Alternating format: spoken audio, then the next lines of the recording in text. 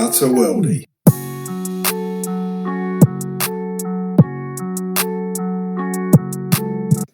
In this episode called Z's and GKs, I discuss with Derby goalkeeper Josh Vickers what a training week looks like for a professional footballer, the preparation and processes that professional clubs go through leading towards games, such as opponent and match analysis, and how this information is then used in game management in order to gain a tactical advantage. In addition, individual training conditioning for goalkeepers and their specific routines and training methods is discussed in depth. We also highlight the importance of sleep for recovery and optimal performance, the effects of match results, timings of games, training loads, arousal levels, and how these factors can affect sleep patterns. We discuss the current guidelines and research for length, percentage of sleep time, and how naps may contribute to reduce fatigue levels and improve both physical and cognitive performance. Welcome, Josh. Welcome, mate. How are you? Yeah, I'm good. Yourself? Yeah, good, thanks, mate. Looking forward to this. Yeah. Well, if I remember rightly, you goalies are usually the chatty, loquacious types, so this shouldn't be a problem, should it?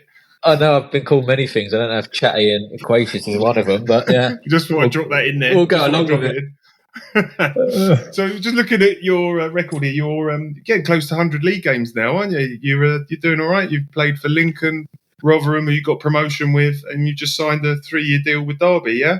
Yeah. Probably wanted a few more appearances under my belt, but injuries and other things. But yeah, no, pleased where I am at the moment.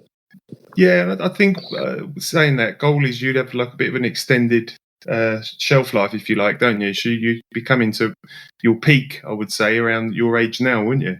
Yeah, everyone keeps telling me you go on a bit longer, but I tell you what, it hurts a bit more every day the older you get, I tell you that.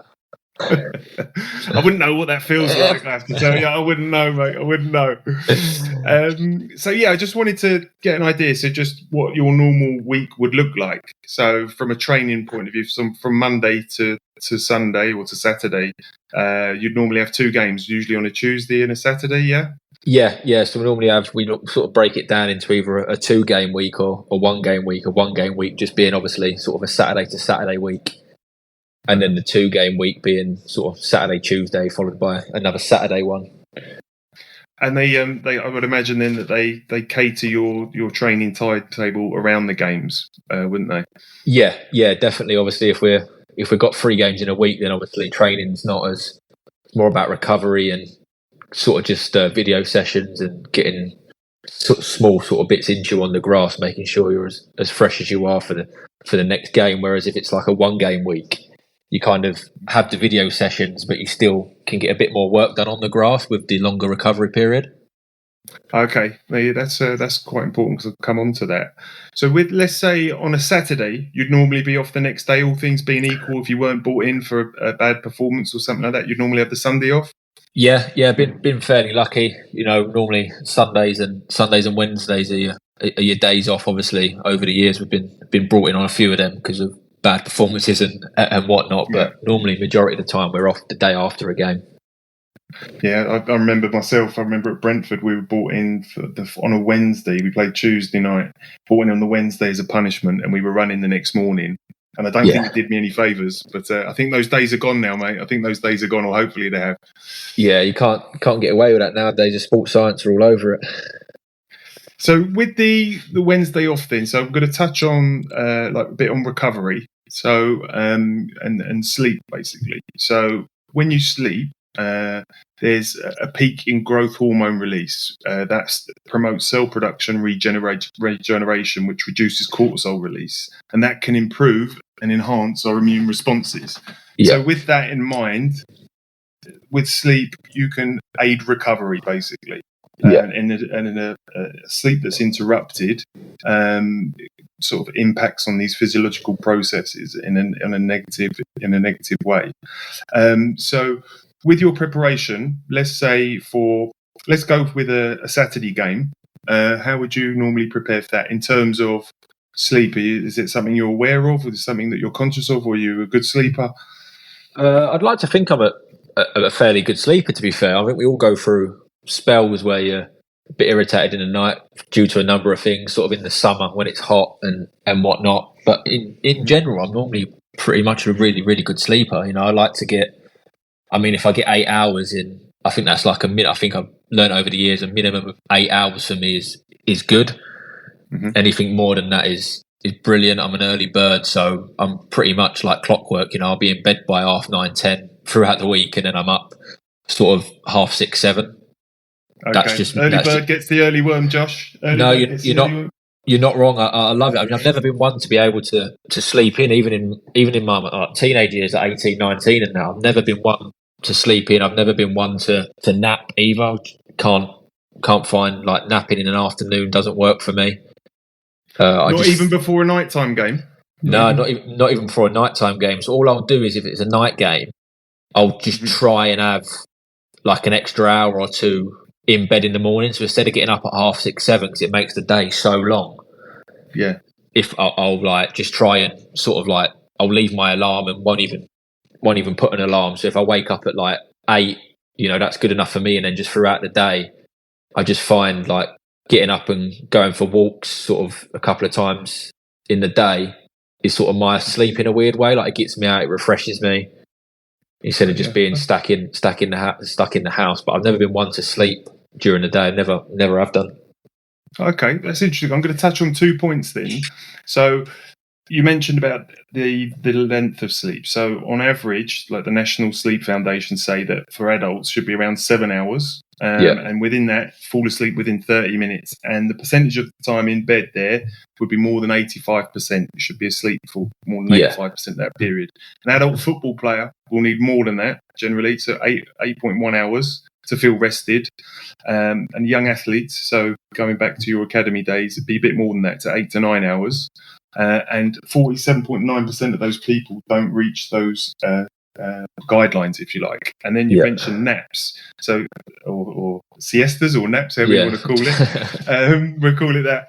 So they've actually been shown to be important or can improve performance. Josh, you might want to consider that, but I'm not going to ask you to change anything because you're doing things right so far. But anywhere between 30 and 60 minutes is can help with your thinking, your cognitive performance and physical performance, but also perceived fatigue levels. But that should be between 30 and 60 minutes, not above 60 minutes, and around the sort of times between 2 and 10 to 5. That's the averages, with 2 o'clock being the most sort of frequent time. Yeah. So that has actually been shown to help and improve performance.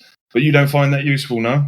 I've tried, like when you go, you go away on like away trips and you're in the hotel all day if it's a Tuesday night, and like you'll get up, you'll have breakfast, I normally go for a walk, get a coffee, I'll have lunch, and then you have like that 4-hour period where your pre-match is in 4 hours time and you've got just like time to kill. And obviously like a lot of the lads will go and will sleep and fine, no issue, like can just fall asleep like anywhere. I've never been, I don't know what it is. I've tried to fall asleep, just never like turned everything off. Never been able to get to sleep at all. And you find yourself, you don't feel fatigued before the games. Then you feel that extra hour that you get. So before that, the extra hour you give yourself, that's enough for you. That works for you, yeah. Yeah. Honestly, I've never like turned up to a game thinking, oh, I'm a bit tired here, and I normally just in the afternoon at about, if we're down, let's say 4 o'clock for food. At 3 o'clock, I'll go for a walk to get fresh air. 10, 15 minutes, find a spot to just sit there somewhere. That's always what I've done and what's worked for me. And you mentally prepared in? Is that how you do it? So instead of the net, perhaps you mentally prepare for the game, get yourself right. Is that what you mean? Yeah, I think so. I'm one that the closer it gets to game, I sort of shut off, if that makes sense. Now, a lot of boys like being on their phones in the changing room. I mean, like my wife will tell you, like I literally, when I get on the bus on the way to the stadium, like I normally put my phone in airplane mode. So I completely shut off from my phone. And I suppose that's probably the start of that walk just before we have pre-match is probably the start of that process. Okay. You don't shut off from your wife though, do you? No, don't tell me that. Not when I get back. Not when I get back. I just get about 3-4 hours before a game and during a game. Brilliant. Okay, mate. Nice one. And then, so let's go back on this. I've found in games, so when I haven't slept well, so I remember a few times we played, this was playing non-league side. I was playing for Yeading and we played Forest first round of the FA Cup, and I didn't sleep well at all. I just remember in that game, everything was a lot harder. So energy was less. I had to just do the basics to get through it. Yeah, what I mean no, by that, I think it did affect my performance when I didn't. I can recall it didn't happen that often, but when it did, everything did was a bit yeah, more of a struggle. Do you know what I mean? yeah. I find that obviously I've found that a few times in sort of training. Do you know, like if you've not slept right the night before, or you've gone out for food or whatnot, and it's like your rhythms change. So instead of going to bed at 10, you've gone to bed at midnight by the time you got back. Yeah. And I feel you then feel like the next day a bit sluggish. Mm-hmm. Like, and for a goalie, we like use the term, or I use the term a lot. Is like you can't pick up like the flight of the ball as well, so that everything feels like it's coming quicker at you. Mm-hmm. So I feel sometimes if I don't get my sleep that I'm used to, or like it's been disturbed in the night for various reasons, and I've been up and like it doesn't happen often, but you know what I mean. If you've had like disrupted sleep and you just feel like the next day you feel like you can't, it takes you a bit longer just to get going. Yeah, definitely. And then have you ever found anything, so in terms of results? So if you, and the reason I say that is I'll put that into context. What they found is that with sleep, say if you lost or you drew, the sleep actual time was less. So if you'd won, the actual sleeping pattern or sleeping was better than as opposed to if you drew or you lost. Have you ever felt any different in terms of that, would you say? Yeah, I think when I was, it's funny, I was talking about this the other day to someone. When I was younger, like losses and like bad performances used to affect me quite a lot.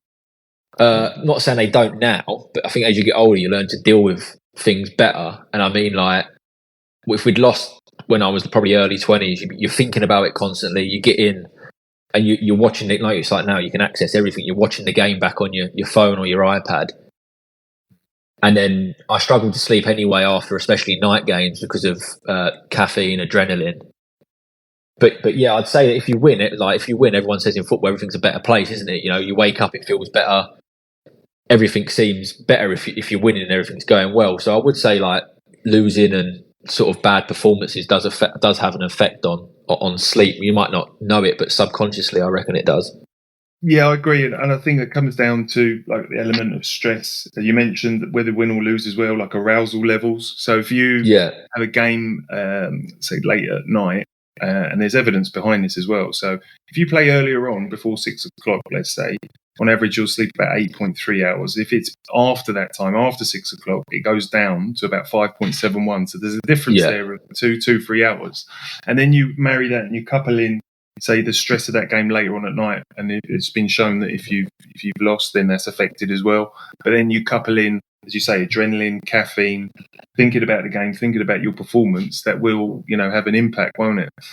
Yeah, no, definitely, and I can understand exactly why that, like those numbers you just said there, make like complete sense. I think like you speak to most sort of footballers or professional athletes that perform of a night time, it's so hard to get to sleep after a game.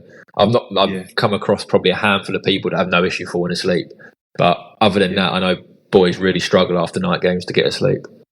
Definitely, mine was about 2 o'clock, and if I was playing league football, then that was okay because you'd have the next day. But if non-league football, when you have to get out for work the next day, it can be a bit of a struggle, can't it? And then you're constantly chasing that sleep that you've lost, haven't you? You're constantly like, you're never going to get that back, so you feel like you end up chasing it for the rest of the week. I think you must be reading my questions here. You might be one step in front of me because it takes about 4 days. Have you read my script? There you go. You must accidentally send it over. It takes up to about 4 days to get back those values back up. So it's not one of those things where you've missed 4 hours, you sleep an extra 4. You've got to build it up, over the next 4 days to bring that up. And that leads me on to another point. Is I think Brentford have brought in sleep coaches, haven't they, to get that extra added 1%, if you like, to performance. So Brentford have brought these sleep specialists in. I think we've had the clubs I've been at, when I was at Lincoln and Rotherham, we had someone come in and talk to us about sleep and whatnot and things we can do to help it. I think the standard ones, like not trying to be on your phone X amount of minutes or hours before you go to bed, but any little extra things you can get that are going to help you, and not everything out there is going to. You might feel as a player like, oh no, that's not going to work for me, but you always give something a go, and then if it does, then brilliant. It's another thing you've added to help you. But yeah, it's mad now. Like these clubs bringing in all these specialists from like other areas to help. It can only be good for the game. Yeah, absolutely. And what about training load, Josh? Do you find that affects you in the week? So, leading up to a game, say on a Friday, our load would be quite significantly less. So it might just be pattern of play, 5-a-side games, and then you're done quite quickly. And then have you ever found that training load affects the way you feel in terms of if you've done a lot more, do you feel more tired? Obviously you'd feel more tired, but does that impact on your sleep as well, the training load? Because the evidence to say that it doesn't, but I'm not so sure about that. I can say during pre-season I was certainly more tired. Oh, 100%. Pre-season, sleep like a baby, didn't you? You're constantly just wanting to sleep. And I know what you mean. Like throughout the season, if you're, like I said, if you're a Saturday to Saturday week, then Monday will be a bit of a sort of a recovery day, nothing mad because you played on the Saturday. Then Tuesday will be sort of renowned as sort of a bit of a tougher day. Yeah. And then they try front load the week to be the hardest part, and then sort of the Thursday, Friday gets toned down a bit for tactical, and you're looking towards the next game and you're trying to be as fresh as you can. So like you said, then the Friday sessions are all about like short, sharp, get in, sort of get out, get home, sort of get your feet up and rest becomes like the most important thing. So yeah, I think especially like throughout the season, there might be days where you don't do as much and you then feel like it gets to sort of 9 o'clock, normally about half time of the evening game that's on telly, where you start feeling a bit tired. But if you haven't done as much during the day, then I definitely feel you don't feel as tired at that point, if that makes sense. Yeah, definitely. So take me through. So you mentioned about front loading your training sessions. I'm going to ask you two things actually. So front loading the training, say beginning of the week. If you just got one, let's go on a 1 game week on a Saturday. So you've got time to prepare. What would that look like to you in terms of timings and preparation and things like that? If someone who hasn't got an idea of how being in professional football looks like, what does that look like for you? Yeah, so currently what we do is on a Monday we have a later start. So I think boys, travel themselves. So at the moment I'm my time split between sort of living in Lincoln and trying to find somewhere to live in Derby. So on a Monday I'll drive up sort of Monday morning and report to training. We normally have to report for about 10:30, so we get an extra hour on a Monday, and it'll be sort of the usual, the breakfast. We normally get weighed most mornings as well. So if you had a heavy weekend, you're screwed. So we have breakfast. They weigh you most days, do they? They weigh you most days. Normally, I think it's normally Monday and Thursday we do it. We've got weighed again. Sort of this is a Thursday today. So yeah, so you come in and then 10:30, sort of normally people report around 10ish. You have your breakfast. We're so fortunate here at Derby. We have every bit of equipment and facilities you could ever wish for. We've got pool, sort of a steam room, ice bath, jacuzzis. So there's like a optional sort of recovery session either in the gym, i.e. stretching and foam rolling on a Monday morning, or pool stuff. But a lot of the boys like doing the pool after training. Mm-hmm. So we do that. We then go into like video room and we'll debrief the game that's happened on the Saturday. So like good stuff, bad stuff we need to improve on, stuff we need to keep on top of. That normally lasts, if we win, about 15 minutes. If we lose, about 45 minutes, depending on results. And then we go out and train. Boys who have played, it won't be as strenuous. I mean, I'm looking at it in terms of a goalkeeping point of view. In a weird way, a match day is kind of our down day, if that makes sense.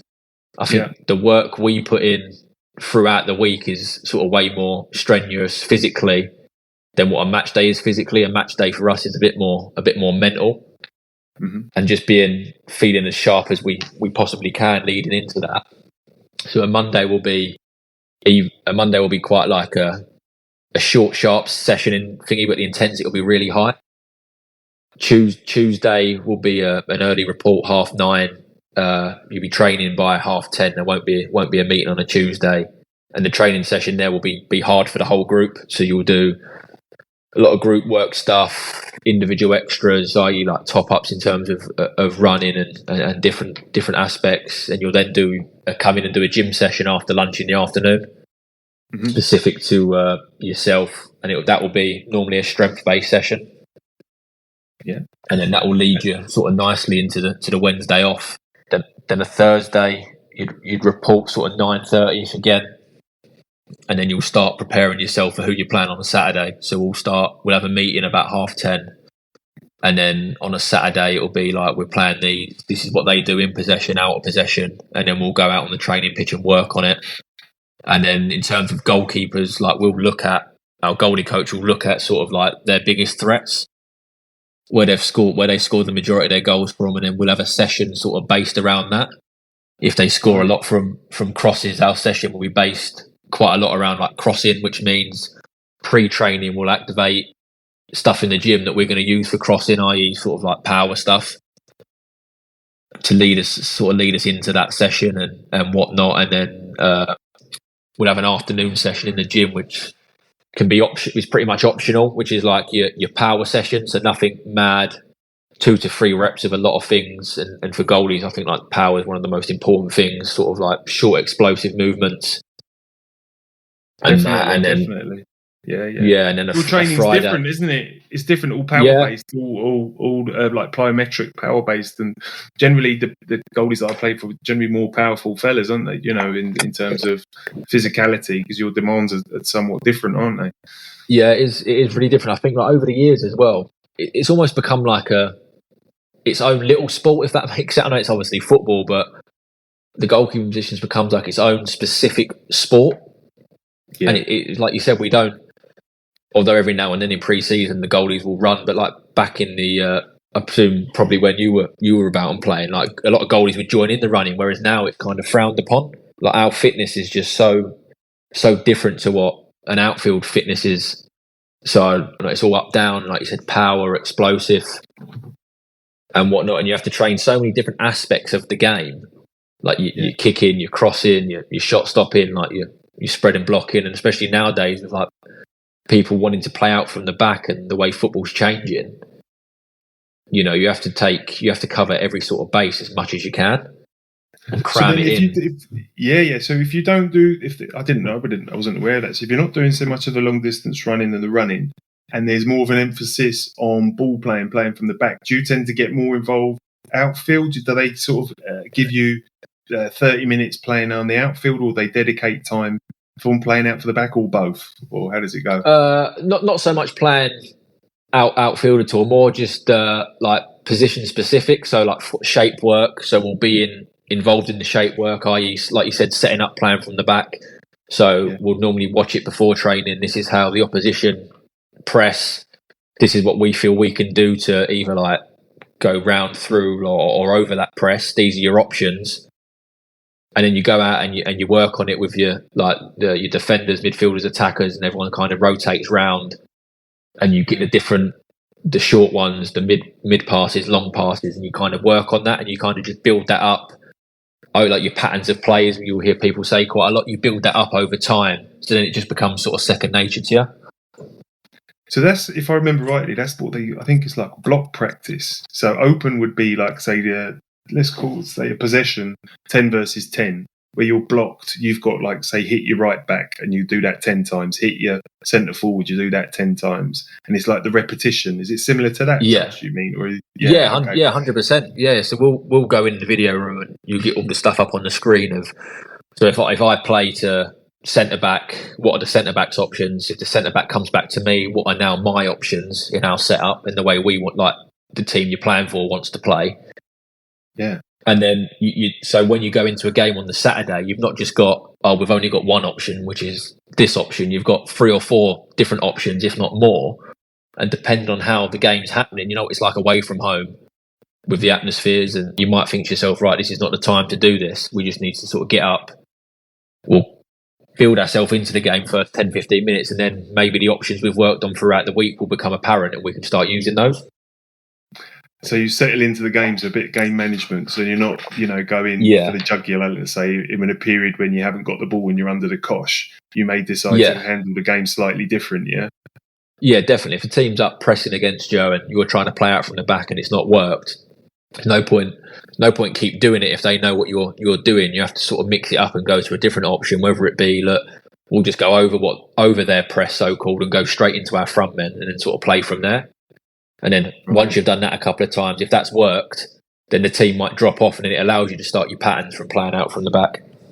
Right. Okay, that's interesting. And it's something I've always seen on TV as well more recently, like with penalty takers and things like that. I would imagine nowadays there's a lot of research that goes into, well, there is, isn't it? Like which player favours which side, and how often they do that percentage-wise. I would imagine you get stats on that of some sort. Yeah. So we see it all. Whoever we're playing at the weekend, we see everyone who's sort of don't give away any secrets, Josh. Don't give away any secrets. Do you know what it is? I was just going to say that I don't think there's no secrets to it, because I think every striker who takes a penalty out there knows the goalie watches their penalties. So it's like you turn up and he might have put X amount of penalties one way, and you think, he might go there. But then in your end, you're thinking, he knows I've watched these penalties. Does he think I'm going to go somewhere else? So sometimes it just comes down to gut feeling, and you might. Yeah. There's been times where someone's put X penalties one way every time, and then on the game day I've gone that way and they've stuck it the other way, and you're like, well, there's not much you can do about it. To be fair, you can get all the analysis stuff you can, but if the striker wants to change his mind on the day, then they change their mind, didn't they? Exactly. That's a variable that you can't predict, can you? And then if you had to defend that position, you'd say, I went with my gut. It didn't feel right? You have to go. You have to sometimes do that. But similarly with outfield players, I remember some of the better players that I played against, they would double trick you, double bluff you. So they would, like, let's say, shape to do a Cruyff, and then you think they're going to step over, and they've anticipated that's what you're thinking, and they do something else. So similar to that, isn't it? With the goalies and the penalty kickers. So that's interesting. Okay, and then another thing I was going to ask you. So then, in terms of preparation, just before the game, in terms of ball playing and catching, what do you do? Because I remember, say, a goalkeeper would tend to practice catching crosses, a bit of their kicking, a bit of handling, a bit of chatting amongst you lot. Yeah, always a bit of chatting. Yeah, always. Yeah, you're all like best buddies, goalies, aren't you? I know, little union, didn't we? Yeah. But, complete union. Do you know what it? Yeah. Do you know what it is? I've said this before, and I don't like warm-ups on a match day. I've never. Do you know what it is? I've never ever liked them. I don't like the waiting around. In terms of, you report to the ground at half one, so normally an hour and a half before kickoff. Yeah. To then normally go out about 45, 50 minutes before kickoff. So then you've got 45 minutes of sort of like, obviously getting yourself ready, all the strap-ins we have and whatnot, any treatments or activation stuff we do, and then you go out on the pitch, and then you go through your warm-up process, like you pass, like your short passing, you gradually build it up, and then you go into whatever you feel works for you on a match day, some basic handling, some strikes, like you said, some crosses, some more strikes. And I just feel like you have all this built up energy, but you don't want to waste the energy on your warm-up. Yeah. So you end up go through the warm-up just trying to make yourself as ready and as sharp as possible, but you don't want to waste too much energy knowing that you've got a 90-minute or nowadays already added on time about 110-minute match to come. Yeah, that's changed, doesn't it? To the actual length of time now. And I'm not sure it's of benefit somehow. I think I prefer like the 94 minutes, let's say, the extra 10 minutes. I'm not sure it's a good thing. It's similar to when you have a nice meal, you overeat. Sometimes you just want like a little bit left that you want a bit more. Do you know what I mean? So it's kind of it's drawn out. I'm not sure it's a good thing at the moment, but I suppose we'll have to see how that unfolds, Josh.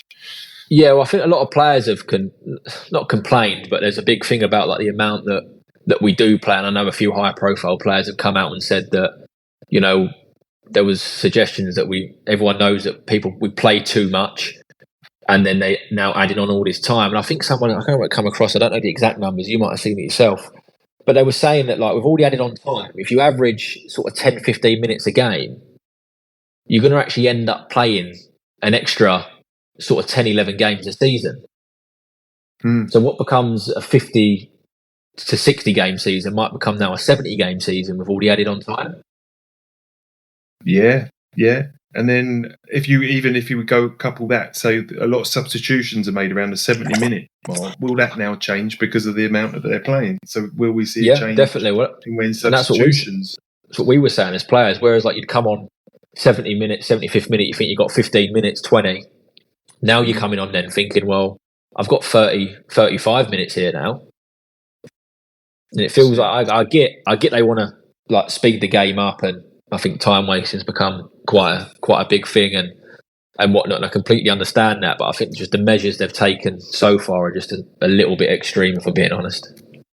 Yeah, maybe this one might not work out. It might not work out, so we'll have to see. Yeah. So I just wonder then, just another point on just with your warm-ups then. So I think from what you're saying, you're probably quite active in your mind then, aren't you? So maybe you try and, with an active mind, you try and hold on to the energy that you have. So that might be for you specifically a waste of energy, if you know what I mean. So if in a warm-up you get your handling correct and you feel your kicking's right, that might just be enough for you.